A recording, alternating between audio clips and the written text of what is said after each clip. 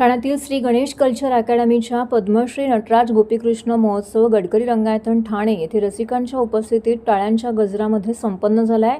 गायन वादन कथकच्या संगमाचे 31वे पुष्प होते। या कार्यक्रमात खासदार नरेश मस्के, आमदार संजय केळकर, पितांबरीचे रवींद्र प्रभू देसाई आणि इतर मान्यवर उपस्थित होते।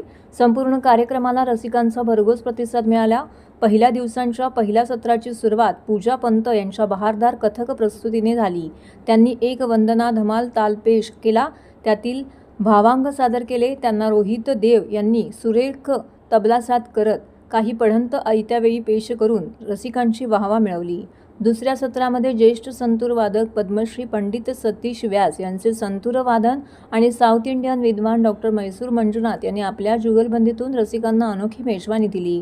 त्यांनी राग किरवाणी सादर करून आलाप मध्य 3 ताल व द्रुत 3 ताल अशा 2 रचना व त्यात आवर्तन सादर केले आहे। त्यांना पंडित मुकुंदराज देव, पी दक्षिणमूर्ती इत्यादी कलाकारांनी ताललयींचा संवाद आवर्तनामध्ये पेश केला आहे। त्यानंतर सादरीकरणामध्ये जुगलबंदी देखील सादर करण्यात आली। संपूर्ण मैफिलीत किरवागी राग सादर करत असताना विभिन्न शैलीतील वाद्य, त्यातून संतूर, उत्तर हिंदुस्थानी तसेच वायोलिन दक्षिण हिंदुस्थानी असा उत्तम संवादाची अनुभूती अनोखी पर्वणी रसिकांना मिळाली।